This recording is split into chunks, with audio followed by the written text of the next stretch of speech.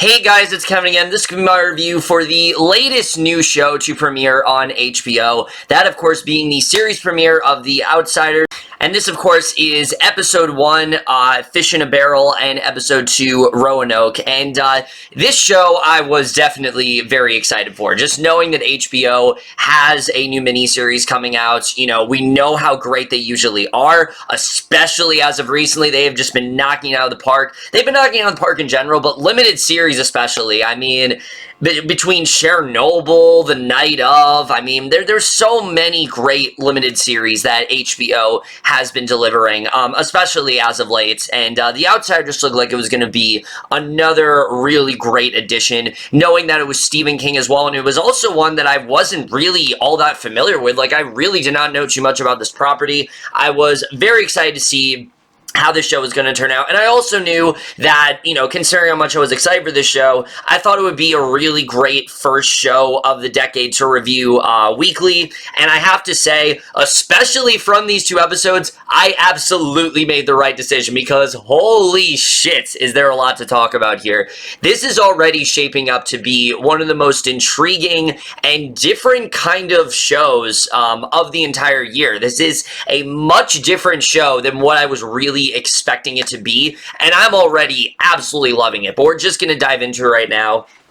Now, normally, if you guys watch my reviews for TV, you know, for individual episodes, I'll go through, like, least eventful to, you know, most eventful to least eventful and things like that, and I do it usually that way. But because this was a 2-episode premiere, and both episodes were so different in that way, I'm going to talk about what I liked about both episodes, and then I'll dive a little more into of where I think this is all going. So we're going to start off with the first episode. So, few things to get into with this episode. One, right off the bat, I think this was a fantastic premiere. I love the way that this episode was handled, but particularly the way that it handled the character of Terry Maitland, and the way that we saw this character, because, you know, the first half of this episode gives us that inkling that he is this killer, and that he is the one that murdered, you know, Frankie Peterson and things like that. Like, he is the one that is responsible for doing that. By the way, I love that opening scene as well, the way they did that. I'll talk more about that when we get into cinematography and things like that. But the way that they characterized him, you know, just coming off as this innocent man doing the dishes with his wife, indulging in this conversation with his kids about him not really believing in God and things like that, it was really sweet. You got to see who this guy really was and seeing how he also could possibly be a killer. You think at first you're being misled. Like, they're misleading you into thinking this is a good guy who's actually a killer in that way. But I like that they tried to do it from all angles here. They didn't try to make him look menacing, but they also didn't try to make him look like a great guy either. They very much established that he is someone that is the main character, Ralph's friend, and that these two have this bond. And I really like the way they set that whole thing up with Ralph being someone that, again, we'll get more into his character in a little bit because there's so much I have to talk about with that character. But the way they set up that he, again, is just this family man and things like that, and how he is just arrested, like, in front of everyone. It's all public and things like that. There's no one to really bail him out, and he's just caught in the worst possible situation. And we see this happen a lot, and I think the show did a really great job representing just the kind of person that Terry really was. This is not a bad guy. You would never think that this is a guy that would murder someone. And I think the show did a really good job of presenting how he is in this situation. You know, he knows that he can't really do much at this point. He wants to get out of this. He doesn't want to have to suffer these consequences, but at the same time, he knows that he can't really do much at this point because all evidence is against him. You know, there's footage of him supposedly in the woods. You know, there are multiple people who think that he is guilty, but there are also those that don't think he's guilty, like, say, Bill Kemp, for example. This is a guy who right away is like, yeah, there's no way this guy could have done it. Like, this is ridiculous that we're just throwing him in here, and I thought the show was doing a really good job of having a lot to say about just how broken the law system can be. We just kind of saw this touched upon in Just Mercy last week. That was something that I talked about that movie handled very well. But it goes deeper here because Terry is someone that, again, feels that he can get out of this. You know, he has a great lawyer that the family very much supports. He has a family that is on his side and things like that. But unfortunately, things are just not going his way. And I love the way that final scene especially plays out with him sitting in that jail cell, really just pondering what he's about to get himself in, what he's been thrown into. You can just see how scared he is. This is a guy that, again, he's not a bad person. He's just a baseball coach. That's all he was. And he's been thrown in this horrible situation. And I think the show just portrayed that so well. And Jason Bateman, oh my God, is he great in this episode. I loved what he ended up doing here. I thought he did a great job of bringing so many layers to this character. And I just really love the way they portrayed Terry in this episode. They did some really great stuff with him here. And it was definitely some of my favorite stuff in the episode for sure.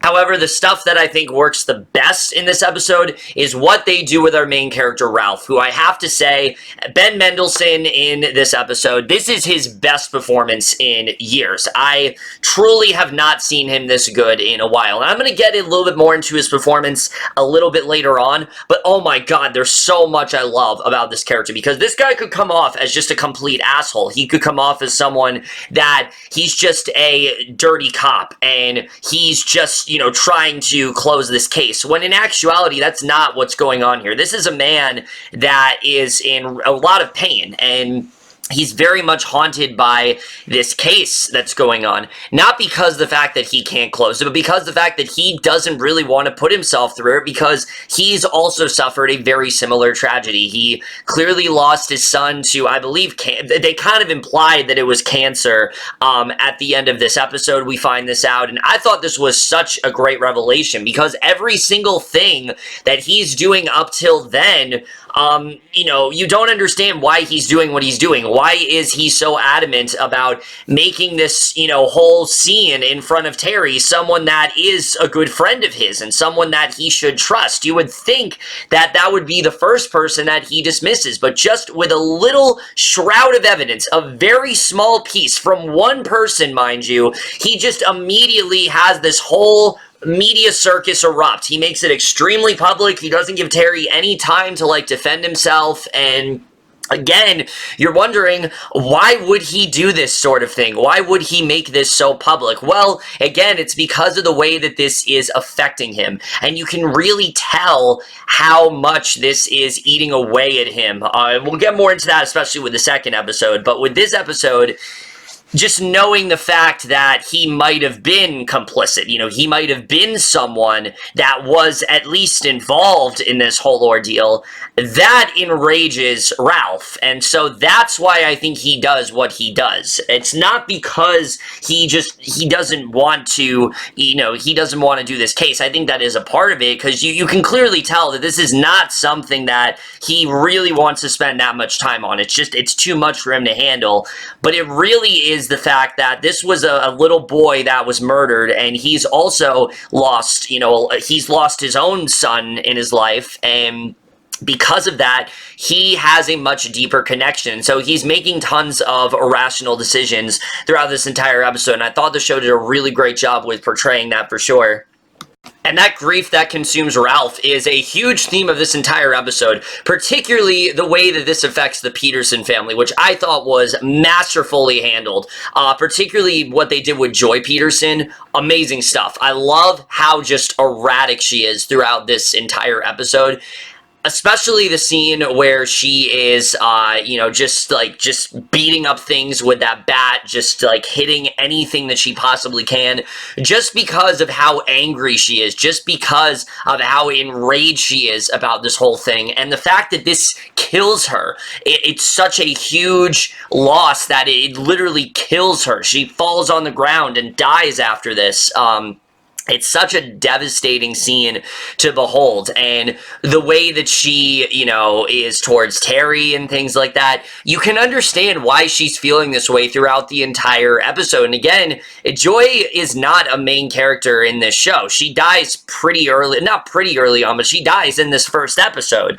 So, no, she's not a main character, but I think the show did a really great job with just showing how much this has taken a hit on this family, and how they feel lost. They feel directionless in that way. And especially for Joy, she doesn't really care what happens. I mean, she just wants that justice. She wants something conclusive, and her just beating up all that stuff with that bat is indicative of her trying to take her anger out on something. And it's just such an effective scene. The way that was done, I just thought was perfect, and I loved everything about that scene for sure. And again, you contrast that with Ralph's grief and how he doesn't even really know if Terry killed Frankie Peterson or not. It's just, this is a likely suspect, and he's going to be hard on him because he is a likely suspect, and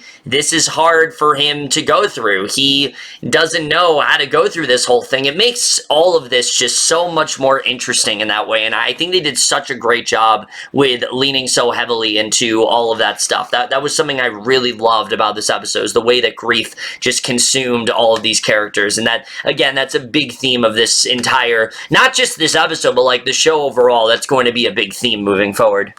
And then the only other thing to talk about in this episode is what's going on with the Maitlands. There's not a ton that we see in this episode, but there is one very important scene, and it's Glory Maitland when she finds her younger daughter, Summer Fontana, who, can I just say, is shaping up to be one of the best child actors working today. I've seen this girl in the originals, I remember, in season 4, and I knew she was going to be something special, and she is fantastic in this show. But her whole scene where she's talking about how she had this nightmare, and there was this man that was like near her and things like that, and he was telling her all these bad things, and it's so King to do in that way. That just screams Stephen King, and I like the fact that it's not prevalent yet. Like, it's not a huge element of this show, but there's definitely something supernatural looming. There's definitely something else going on here. There's another scene, episode 2, we'll get into, that very much hints at that as well. But just this one scene, even though, Glory tells her you're just having a nightmare, we know that's not the case. We know that there's clearly some other entity here, that masked figure as well that we see throughout this episode. There's just something off going on, and I'm excited to lean more into what that's all about. And again, even though it's very sporadic, that scene was genuinely very creepy, and it definitely, it gave me a very eerie sense of, what this show could potentially end up being. I think they're going to lean heavier into that within each passing episode, and I think this first episode is just a very good indication of that. So, with all of that out of the way, I've talked about all the, eventful stuff that happens in this episode, because, truthfully, there's not a ton that happens in this one. Episode 2, there's way more going on. There's so much that happens in that episode, which we'll get into. But this episode, there is a lot happening, but there's not a lot to talk about. It's a lot of introducing things, and again, I thought they did a great job with that. But Jason Bateman's directing is top-notch throughout this entire hour. I mean, he really presents this in a very visceral and a very creepy manner. You always get the sense that there's something sinister going on. Again, the way he uses certain scenes and the way he'll hone in on certain things. I just thought his directing was so well done here, and I really want to see him direct a horror film after this. What he was able to do with these 2 episodes, I just thought was great, and I really loved his directing here for sure. The dark bleakness of it all. I mean, I've heard people say this show's too serious, and I mean, what do you want? This is a show about an innocent kid that was murdered, and all this shit that all these characters are going through. It's not going to be an uplifting show. It's going to be serious, and I think that seriousness is something that Bateman did such a great job with here. You very early on, I mean, you really do care about what's going on, and I think he did a really good job with all of his directing. And oh my god, the acting here in this show is so masterful. And look, I've said this before, But this is the reason why Ben Mendelsohn needs to stop playing all of those just like one-note cheesy villains that he's been doing, because this is the best performance he's done in years. I adore him in this show. Just seeing how much this case is affecting Ralph, but also what he's been through, seeing how he's really going about this whole thing. You can really see throughout every single scene that he's in, Mendelsohn just perfectly displays what he's going through, how this has had this effect on him, that he's not one of those detectives that is desensitized by this stuff. He is very much affected by it, and I thought Mendelsohn did a really great job with showcasing that. Jason Bateman on this show also is fantastic. I loved what he did as Terry Maitland, particularly, like I said, in that last scene where he's awaiting his fate. I just thought he was so good in this show. He brings this warmth to the character, but he also brings a hint of menace to him, to the point where you're not really sure if he did it or not. You're not really sure if Ralph did the right thing in arresting this guy, and I thought Bateman did a really, really excellent job here. The rest of the cast, everyone really is fantastic, but the other big standout for me, and she's not been a main character, but Claire Bronson as Joy was phenomenal in this episode. Like I said, just her grief and her anger is so prevalent throughout every single scene, and it's, again, she's not in a huge chunk of the show, but for what she has, she does such a incredible job, and I just felt everything that she was feeling, and that's something I can say about this entire cast. There's nobody who's phoning it in here. There's nobody who feels like, oh, they're not doing what they should be doing. Everyone feels like they're on their A game, they're into this, and it's definitely some most impressive performances that I will likely see this year. Everyone's doing such an excellent job.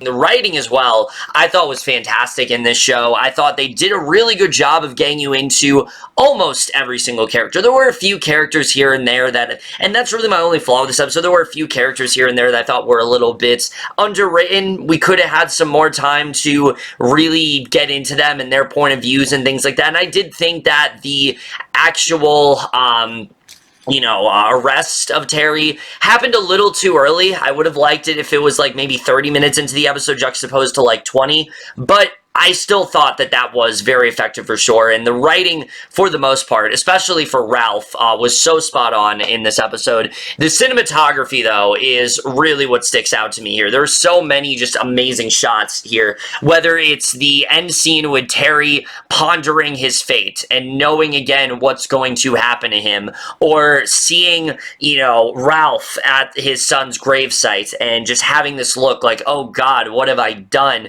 Just realizing what he's now done to Terry, or the scene where, again, Joy is hitting all of these objects, and it's what they don't show you that's what's so effective. We don't even know what she's hitting. We don't even get to see that. The whole thing is done in a the whole thing is done in an out of focus shot, and I thought that that was a really, really smart idea. I really liked the way that whole scene was handled, and I thought that they just did a really great job with that whole scene for sure. And even the opening scene, I mean, the way they set up Frankie's actual murder, it's so hard to watch. I mean, hearing this music that was blasting in his headphones, giving you this really calming feel, it just makes it that much more sinister, and I thought they did a really great job with that. Overall, I really loved this first episode. I thought there was so much that they set up so well here. They did a really great job of laying the groundwork of where this was all going to go, and it just does what a really great first episode should really do. And again, just the way it sets everything up, the way it really sinks you into this mystery, it's very fascinating stuff, and I think they did a really great job with that here. So overall, I'm going to give this episode, The Outsider, episode 1, Fish in a Barrel, an A-. But now we got to get into the second episode, because holy shit, so much goes down here. I mean, the first scene of this episode tells you right off the bat, this is not going to go the way you think it's going to, because of the fact that it's a scene that I thought that we would get like halfway through this miniseries. I did not think we were going to get this early on, where you have Terry and Ralph, and very clearly you can tell that Terry is not the kind of guy that would murder someone. You can tell the way that he's coming off, especially the way that he talks about the praise he had for Ralph's son and how he thought he was going to be something special, and he did everything in his power to try to help him out. He wanted to do more, and he wishes that he could do more. He has this regret throughout his life that he wishes that he was in his life more, and it's a very saddening scene because you can very slowly see Ralph realizing, holy fuck, what have I done? Why did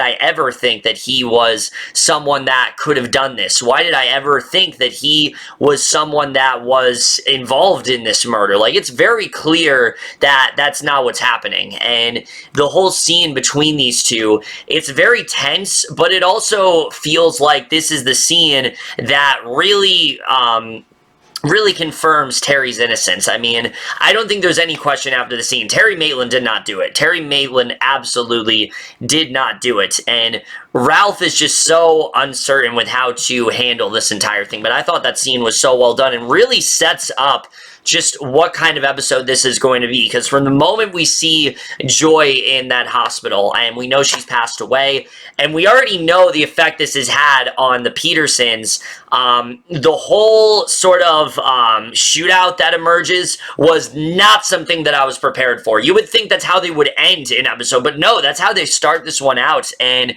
I thought it was a very bold move to not only kill off almost all of the Petersons in 2 episodes, but also to literally kill off what looked like was going to be the second main character of this show within the first 12 minutes of episode 2. It's a very interesting choice, and I didn't know how to feel about it first, but it makes a lot of sense now, because especially the way it wraps up with Terry's last words just simply being, "It wasn't me." You know, he tells Ralph straight out, "It was not me that did this," and Ralph's reaction, you can just see the absolute guilt on his face. He feels like shit, and the way that this now consumes him, and we realize that that's what the show's really going to be about, that is far more interesting than what's going on. You know, they made it seem like this was just going to be a murder case, and we see it's very much not that. I think the show moving forward is going to be a lot about how Ralph deals with all this, because we can see that this is eating away at him. The fact that he basically just was, he was, slightly responsible for what just happened to Terry. And I wouldn't even say slightly. He was very much the sole reason why all of this happened. Nothing would have happened if Ralph had not just come to that conclusion that Terry was responsible. You know, if he was a little bit more level-headed in his approach, which obviously we understand why he can't be, because of how this has affected him. But if he was, then I don't think any of this would have gone down in the way it did. And seeing him going to Glory especially, and seeing the way that Glory acts towards him, and you can tell that this was once a very welcoming place to be. Him and Terry were good friends after all, and the way that Glory's reacting, you know, she's never going to forgive him for this. I think even if Ralph tries, I don't think that these two are ever going to be on the same terms again. And again, the show has done a lot, even though we didn't see these two, like, hanging out or anything. We get the sense that this has really hurt Glory in that way. And I gotta say, Julianne Nicholson is such an amazing actress, but she's doing such a great job with just portraying how annoyed she is about all this, and also just how disgusted she is at Ralph, because this is, and you can understand that, because this is someone that, you know, she felt safe with, someone that she felt close to. They had this genuine bond, and the fact that Ralph just assumed that Terry was responsible in all of this, yeah, you can tell why this would bother her, definitely. But it's that talk that Ralph has with her at the end of the episode that really opens up a whole new can of worms for this show. And that, of course, is the scene where he's talking to her, and they're having this conversation and talking about how, you know, he went over to visit, his grandmother. He's the only one, apparently, that went there. And just out of nowhere, we see Summer Fontana's character basically say, yeah, he got a cut. And this is something that neither of them knew about. And it's, again, it sounds like a small little cut, but considering there is clearly some sort of weird presence out there, you have to assume that that is connected to what's going on. You have to assume that there's more happening here, and especially at the end of the episode where they find those, like, blood stains, like, all over the clothes that he was supposedly supposed to wear when he was exiting that strip club.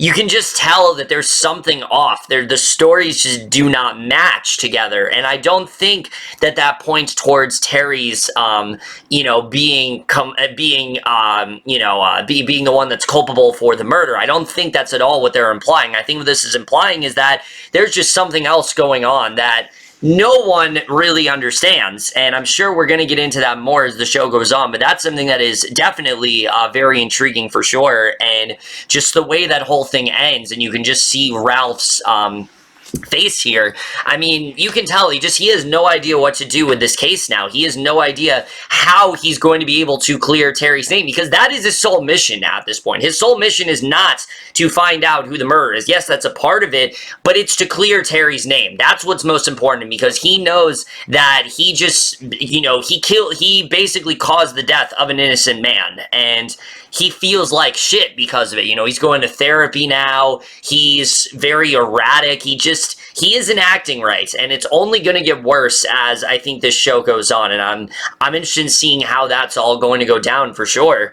And then the only other thing to talk about is, like I said, I mean, just everything going on with the Petersons is absolutely devastating. And at the moment, the only person we have left is Fred Peterson. He's the only one alive at this point, because obviously Frank Peterson died, and then Ollie was shot by Ralph. Obviously, he didn't know that it was a kid that was doing it, but he, of course, was shot. So now Fred's the only one alive, and having that whole scene where he's literally trying to hang himself, it's just, stuff like that is so hard to watch, but you can understand why. I mean, why would anyone want to be a Peterson at this point? Why would anyone want to have to deal with that? I mean, Fred doesn't really know what else he can do at this point. I do think that he's going to be the sole one left alive, and I think a lot of the rest of the show is going to be him trying to, like, rehabilitate himself and try to deal with this whole thing that's gone down and see if he can try to live with this grief, because none of the other family members, it seems, can do that. And I really don't know how that's going to go moving forward. But again, it's so devastating to watch, and the way the show is handling that, even though they're not main characters, you can completely understand what they're going through. They're doing such an excellent job with, and that's something that I'm really loving about the show. So, technical-wise, I'm going to repeat a lot of what I've said here. I mean, again, Jason Bateman's directing so masterfully handled here, the way that he was able to capture all of the, heft of what was going on, because there was so much going on in this episode, and I thought he did a really great job with that, but the writing here was truly excellent. I mean, this is the perfect way to subvert our expectations, but not do it in a way where it feels like you're just doing it to show off. Like, there's a clear reason why they're doing this. There's a clear reason why they are trying to subvert our expectations, because the show is not just a straightforward murder case. There's something else going on here, and again, I think a lot of it is about grief and how it's consuming all of these characters and how it's making them do things that they normally wouldn't do. And again, we know that there's still that weird man lurking out there. There was like that deformed guy at the shooting. We don't know what that was about. There's obviously this demonic presence that is haunting Terry's daughter. We don't know what's going on there. The cut he got in his hand. There's a lot of weird shit going on in this show, but it's not in the sense where, like, it's just weird. Like, I'm intrigued on what's going on here. I really like that the show is doing it very slowly. It's slowly peeling back the more supernatural elements of this show, and I think they're doing a really excellent job with that so far, because if you just lay it all on us in that first episode, that's immediately how you isolate, like, half of your audience. Like, you want to try to present it in a straightforward manner and then complicate it later on. And I think the show is doing a really excellent job with that. The whole sequence, though, of that shooting was so masterfully handled cinematography-wise, and I especially love that we did not know who was under that mask until he had taken it off, until he realized what was going on there. It just made it that much more effective in that way, and I think they did such an excellent job with that here. Also, can I just say, the score throughout both of these episodes are fantastic. It's so haunting and really gives you that sense of tension that you need from this show. And Daniel Benzie and Sonder Jurians, I think is how to pronounce her name, they're doing such a great job with the score, and I love what I'm getting there. The editing in this episode was great. There was just so much to love about this episode overall. So this episode, definitely, there's so much going on moving forward that I'm definitely very intrigued by. And I think they just did a really great job of giving us a better idea of what this is going to be now, because now we're kind of in uncharted territory. We don't have any new suspects. We know there's something supernatural going on, and we're far more focused on Ralph's internal struggle and how if he's going to be able to come out of this sane, which I don't think he's going to. I think this is going to eat away at him. I think this is going to ruin a lot of shit in his life, and I really love where they are headed with that for sure. I think they're doing such a great job of portraying grief and PTSD and all that kind of stuff. They're just an excellent, excellent job. This was definitely a fantastic episode for sure. So this episode, episode 2, Roanoke, is definitely going to get a very strong A. So over, guys, in my review of the first 2 episodes of The Outsider. I know this was a little bit differently structured than I would normally do for a TV episode review, but again, because it was 2 episodes and they were so drastically different, I just felt I had to do it this way, so that's kind of why it went in the way it did. But either way, I'm loving the show. I'm very excited to talk to you guys more about it as the weeks go on. Also, I have to say, I love that right out of the gate, they decided to combine these 2 episodes. I think it was a very smart decision, because episode 1 gives you that great sense of like, okay, I know where this is going, and then episode 2 shatters that immediately, and that is how you open up a show. That is how you get a viewer hooked, because now we don't know where this is really headed, and I think it was a very smart idea to do it that way. Obviously, I think they also did it because they want Westworld to premiere very soon, so they're trying to get this done as quickly as possible, but I think it actually did benefit them, because the 2 episodes just made it that much more intriguing for me and gave me a lot more to theorize and think about and all that kind of stuff. But either way, guys, for this video, hope you guys enjoyed it. If you've seen both episodes, let me know what you guys thought of the show so far, left your thoughts, and of course, we'll see you guys in my next video, and we'll see you guys for that. Okay, bye.